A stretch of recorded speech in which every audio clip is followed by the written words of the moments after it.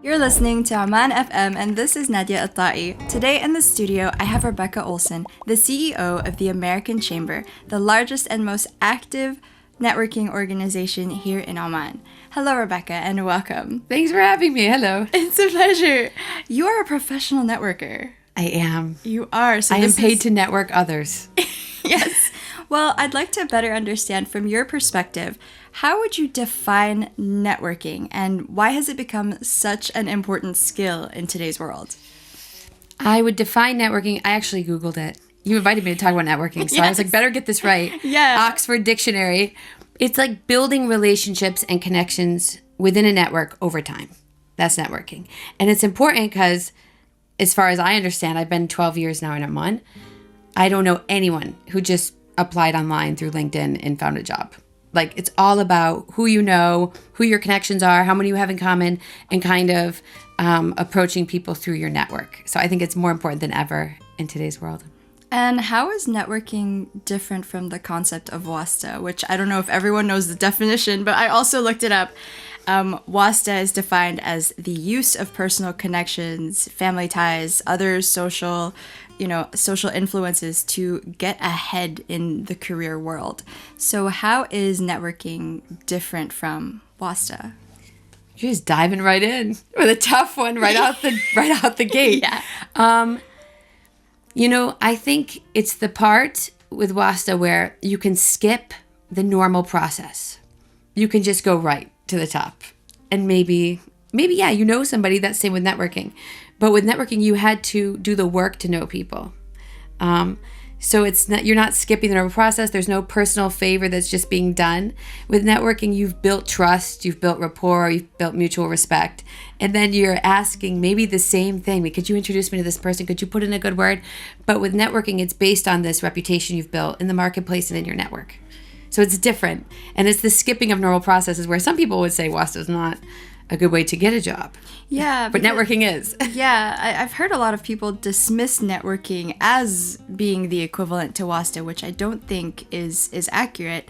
And for you, what would you say are some of the other misconceptions around networking and what it is? Ooh, another thing on that, one thing is that you can say to those people, I came here knowing zero people. I came here completely on my own with my husband 12 years ago. And he was like an orphan from a poor family. We had no ties. You don't have Wasta if you don't have it. So even if you have to, with networking, you could start from nothing and then build your network. Whereas with Wasta, I think sometimes, especially if it's family related, that's the difference. Yeah. You can start at the bottom and work. But it doesn't feel like work if you're doing it right, which we'll get into. Yeah. Yeah. With networking, is it something that could be done informally? Because in my head, I think of networking as something that only happens at formal events. And then at the end of, talking to someone casually at any event, they'll give you their business card or ask you for your business card. So in those moments, I'm like, wait, was I networking just now? And so there are a lot of misconceptions around networking and how it happens. And I'd like to understand better from you, what are maybe some of the different forms of networking? Sometimes when people say you need to build your network, they'll say it to the youth, right? You just finished university, someone's giving a speech, you need to build your network is your net worth and all this stuff. I think it's important that you do build your online connections. So you have the online part of networking that you can do after you meet somebody or you can do before. And then you're right. You have these social situations. Actually, kids are a good way to network because you're at tennis for an hour, just sitting there watching your kids play tennis. And you might be talking to somebody next to you who turns out knows somebody or has something that you were looking for. But if we I think step back a minute when we talk about what is networking, it's if you're curious about the people around you and you want to know what they do, you don't want to be known as, oh, this person is such a good networker. It's more this person knows how to find anything and knows who does what for everything, and they'll have an answer for this. It's better to be known as someone who knows where things are than a good networker.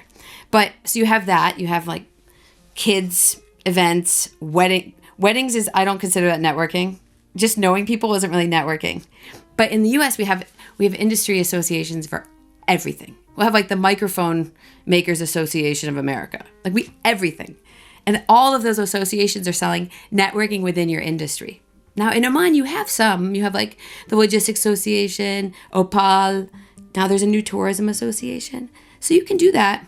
But I think you have the like sector specific. You're going there to network and you're paying to do it. And then you have these other sort of social. For me, I run the library. That's my other hat. The number of people who I meet at the library who later I'll do business with is really interesting. So there's lots of places. So for you, it's about being someone who can, like, to be a person that can connect to others. That's a relationship that you have to build over time, because you came here, as you said, you're not someone who's from here. No. And the fact that you do have as many connections as you do is a testament to what you do also. Like, you are very curious. You are someone who is always asking and, figuring people out and figuring out, hey, this person knows this person. I feel like you guys would get along. You do that. I mean, we talked right before the interview. I do that. Yeah. You're like, I don't even know I'm networking. But because there's networking for yourself and then there's networking for others. Do you ever read Adam Grant? No. Okay, he's an author. He wrote he wrote a lot of books, but the one I was reading now is called Give and Take. Ooh. And he says, in business and in life, there are 3 types of people. There's the givers, there's the takers, and there's the matchers, who will be like, I did exactly this, but you did it for me. And he says, and he has like Harvard, educated people doing research. Research shows that the givers are ultimately most successful. They go the furthest, they have the most success. And in networking, it's the same. Like, I think if people see you as a resource, they see you as someone who will introduce them to others, you're giving and you're generous with your time and your connections. There's like goes around, comes around karma thing going on, and you end up more successful. How can you approach networking in a way that doesn't come across as transactional? Well, first of all, there are some like do's and don'ts, right? Like, do not walk up and be like, here's my business card. You know what I mean? When people do that at our events, so I host about 40 events a year.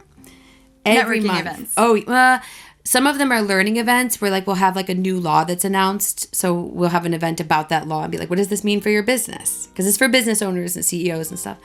But then the networking events, at least one a month, sometimes 2. And so people are just standing around passing their business cards, but you don't lead with that. You'd lead with like, oh, the music is actually really nice. Or, oh, how was your week? Hi, I'm Nadia. And sometimes people say, what do you do? But not always. We had one guy, he joined with a large corporate, but he had his own side hustle. You know those people in the movies who like show up and they have all the watches inside their coat? Like he had like a lotion MLM. We were like, you gotta go. You cannot be selling your lotion at these events. This is like high level, like, nobody wants that. Also name dropping, not helpful. Mm-hmm. Nobody wants. Also like overbearing, like taking up the whole conversation. Nobody wants. You know that saying, it's not what you said, but it's how you made someone feel that they remember. So you talk about the aura. It's like you can make someone feel like you're a warm, welcoming, helpful person and that they would want to see you again. How do you do that? Well, there's like classes on soft skills, right? But like, eye contact. My 11-year-old read this whole book on body language that's like written for adults. He's like, I want to know how to get people to do things. I was like, shoot, calm down. You're 11. Is it how to win friends and influence people? No, it's literally called body language, like an encyclopedia. So it's like a whole, it's a thick like textbook, and he read it all. We can delete that, but basically, I think asking questions, showing you're curious, like maybe about what they need first, then what you need, and if you wait to network till you need something, it's like waiting to water your plant when it's like dying already. That's not the time to start networking. Then how do you sustain those connections that you make? How do you sustain those over time? Well, I know the people who are like, eat greetings, happy eat, and they just send it to everybody in their WhatsApp. I don't do that. I probably should. I probably should too. The problem is you have normal people who have like their normal job. Maybe you're a CEO, maybe you own your own company, maybe you're, mid-level, whatever, entry level. And then there's, for me, like I have 300 companies that pay me to help them network. So I have to make these touch points. I have to put it on my calendar, touch base with this person. You know what I mean? So it's a bit different, but you can literally put, if it's an important connection where you're like, I need to foster this, I met this person. They're in my industry.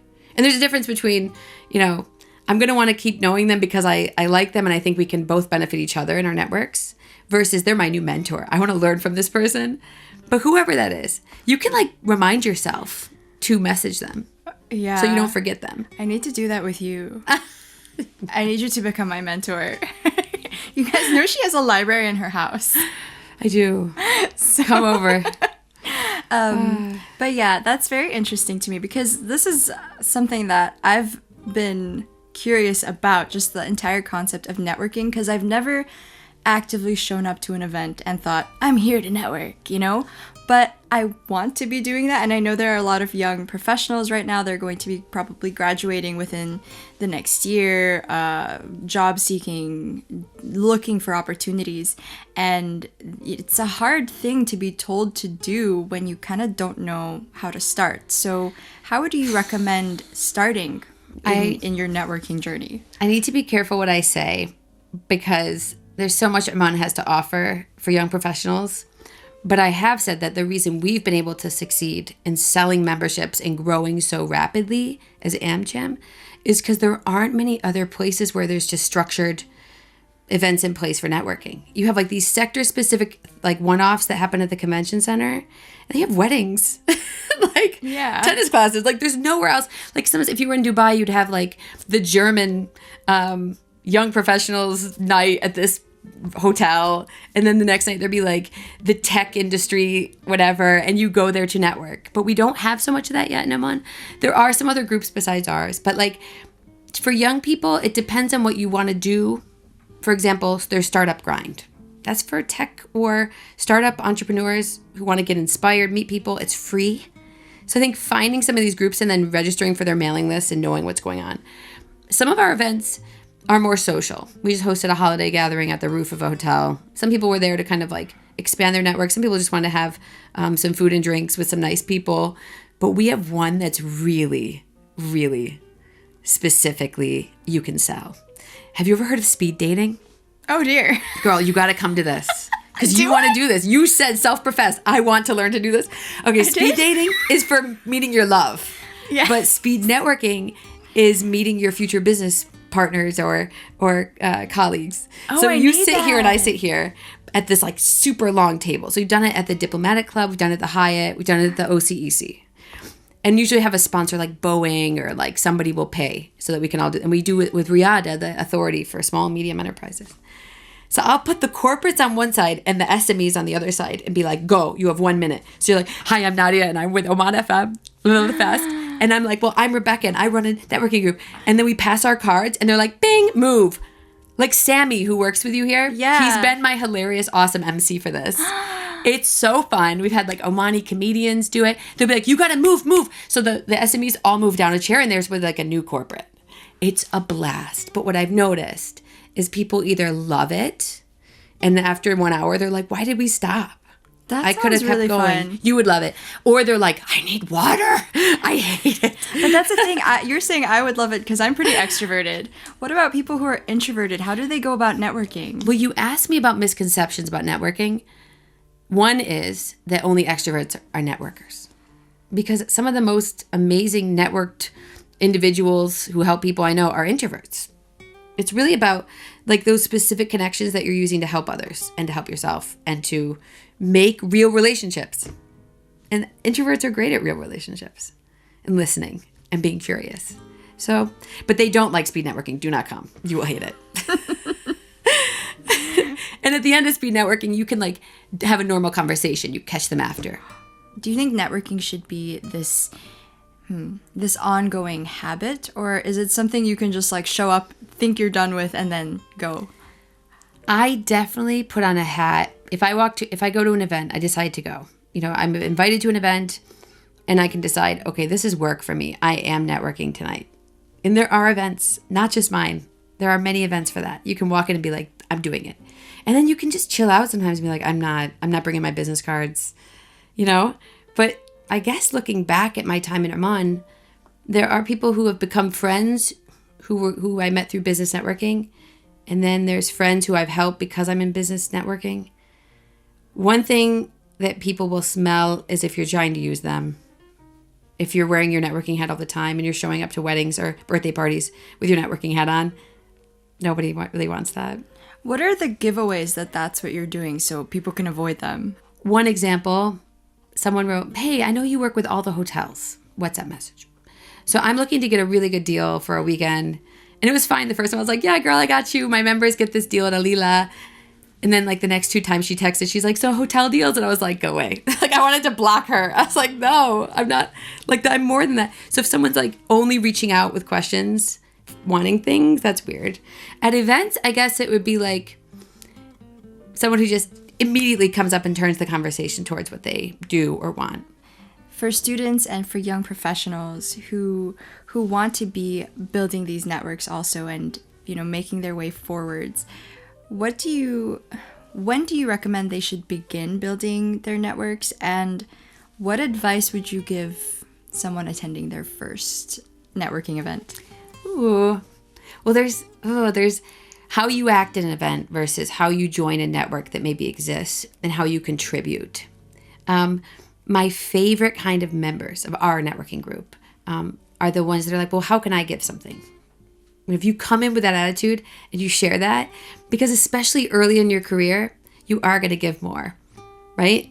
If you want to kind of make strong connections. A lot of these associations we have in the States are volunteer-led. Like my board, I have like 11 people.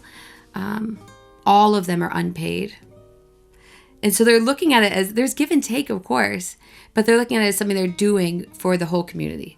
So I think, especially when you're young, finding ways to volunteer. Actually, that's how I met my husband. I met him volunteering. So like a lot of my jobs, I signed up as a volunteer and later had a job. So that's a big one. I think even with what we do, you kind of need to be of a certain level for some of our events. Like you're going to be in leadership in some way.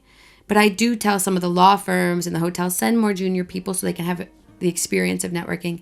Interestingly, with the timing of this interview, we are having a networking night. It's called Networking Under the Stars.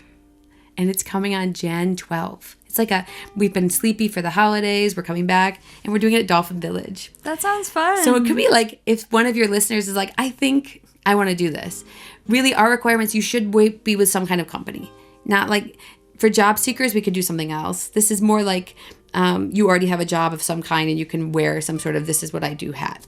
Wow. But should I come with a hat that says "I work at Oman FM"? No, usually we ask you to put it right on your t-shirt. Oh. I'm just kidding. Okay. That would be a fun party idea. But I have something good to say, because it makes it sound like, oh, sorry, if you don't have a job yet, you can't network. It's not true. The Oman Internship Fair is on the 26th. So Europcar, together with a lot of us as partners, does a free internship fair. Like 400 students, 100 companies at the Diplomatic Club. It is free. So if you're looking for in January 26th. Okay. And so I think if you are already employed, you can message us about maybe being invited to attend our networking night. And there are other events where you can go wear that hat. If you do not have a position yet, the internship fair is a really good place to start. Yeah. I feel like you're already such a good example of being someone who's never, like, you're giving. You're like, here's an opportunity, and here's an opportunity. There's a karma thing going on of telling you the more you try to, but you do that already. I've known you for a while, and you're like, I think you should meet this person, or you should do this thing. Do I do that? That's good. Yeah. Which is funny, because I wanted to do this interview for myself and for my listeners, because I know that networking as a concept is it's like a cringe. Weird, is it yeah, cringe? It's a little cringe. I don't want to say very cringe, but it's, a lot of Gen Z is trying to be on the up and coming, and they're like, oh, but I don't want to network. It's so cringe. And actually it's not what you think it is. If you're going into it as this transactional, one-sided thing that is coming out of a place of desperation, then that is kind of cringe. But if you're going into it under the frameworks that you've mentioned, which is like, I want to give, I want to find and connect and explore and ask questions, those things are very welcome, and they're good for you and for the people around you and the networks that you build. So thank you so much for clarifying all of those things for me today and my listeners. And where can we find you if we wanted to know more? I'm glad you've asked. It is clearer now, right? Everything, you feel like you get it now. Yeah, I get it. Good. Oh, we succeeded. And now I feel better because also, like, I feel like small talk is such a key to being good at networking. And I feel like I love small talk way too much. You do? Some people love hate it. I know. That's a good question. What do you do if you hate small talk, but you need to network? Ooh. I haven't seen anyone successfully network without a little bit of small You talk. need it. You need it. Yeah. I do think you need it. You can find me at... How should I do this? Because Your we socials. just changed our name. Yeah. Well, we have the library. I always like to pitch our free library. And we have events for the community there. So, like, we have, like, a poet coming from Italy who's going to do a session. Like, there's all sorts of cool stuff happening at the library. So that's Olson Family Library on Instagram. With O-N. O-L-S-O-N. Not like the Olson twins. Oh, okay. O-L-S-O-N. Family Library Okay. at Instagram. And then AmCham is AmCham Oman on Instagram. Okay. If you message that, my team will get that to me.